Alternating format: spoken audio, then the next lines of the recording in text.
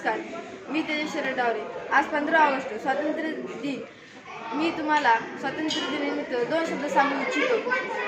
आपला भारत देश यापूर्वी अज्ञान व अशिक्षित होता आणि त्या काळी इंग्रज भारतात आले व इंग्रजांना कळालं की आपला भारत देश अज्ञान व अशिक्षित आहे, म्हणून त्यांनी आपल्या भारतात हळूहळू व्यापार करायला सुरुवात केली व हळूहळू आपल्या भारतात हक्क गाजवायला सुरुवात केली।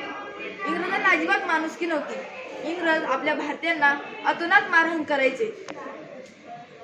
मग इंग्रज असे मारहाण करायचे की भारतीयांना खूप त्रास व्हायचा। भारतातील शेती शेतकऱ्यांनी करायची आणि शेतीतील निघालेले उत्पन्न इंग्रजांनी घ्यायचे। इंग्रज आपल्या भारतातील कच्चा माल, खनिजे व संपत्ती इंग्लंडला पाठवायचे आणि कच्च्याचा पक्का माल तयार करून आपल्यालाच विकायचे। हा अन्याय आपल्या भारतावर चालू होता। हा अन्याय थांबवण्यासाठी आपल्या भारतात अनेक थोर पुरुषांनी जन्म घेतला, जसे भगतसिंग, राजगुरू, सुखदेव, महात्मा गांधी, इंदिरा गांधी, स्वातंत्र्यवीर सावरकर अशा अनेक थोर पुरुषांनी आपला भारत देश स्वातंत्र्य होण्यासाठी आपल्या बलिदानाची आहुती दिली। आपल्या भारत देश स्वातंत्र्य व्हावा म्हणून अनेक थोर पुरुषांनी हातात काठ्या व मशाले घेऊन मोर्चे काढले व त्या आपल्याच भारतातील काही फितूर लोक इंग्रजांच्या आदेशानुसार त्या मोर्चातल्या त्या लोकांवर गोळीबार करायचे। असाच एक प्रसंग मित्रांनो मी तुम्हाला सांगू इच्छितो।